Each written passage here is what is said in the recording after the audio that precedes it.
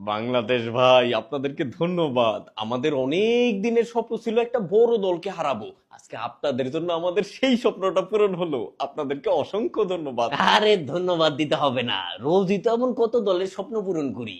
আমরাও একসময় এরকম বড় দলকে হারাইয়া খুশিতে কান্নাকাটি করতাম। আহা, কই গেল সেই সোনালী দিন। তবে আমরা কিন্তু ভাবিনি যে আপনারা আমাদের সাথেও হেরে যাবেন। সত্যি বলতে আমরা কিন্তু জেতার জন্য আসিনি। আমরা এসেছিলাম শুধুমাত্র খেলতে, ভালো একটা অভিজ্ঞতা নিতে। আর আমরা এসেছিলাম হারতে, কারণ আমরা শুধু ক্রিকেটই খেলি না, আমরা স্মৃতি উপহার দেই।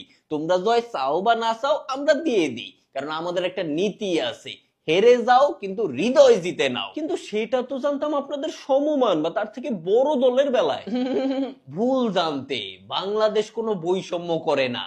বড় দলের সাথেও হারি, ছোট দলের সাথেও হারি, নিজেরা নিজেদের সাথে খেললেও হারি। কিন্তু ভাই, আপনাদের দেশের ক্রিকেট ভক্তরা এই জন্য কিছু বলে না? কি জন্যে? এই যে ছোট দল বড় দল সব দলের সাথেই হারেন, ওদিকে মেজর কোনো টুর্নামেন্টের ট্রফিও জিতেন না। আরে না, আমরা বিশ্বকাপ না জিতলে কি হয়েছে, আমাদের দেশের ক্রিকেট ভক্তদের ভরসা হারাতে জিতে গেছি।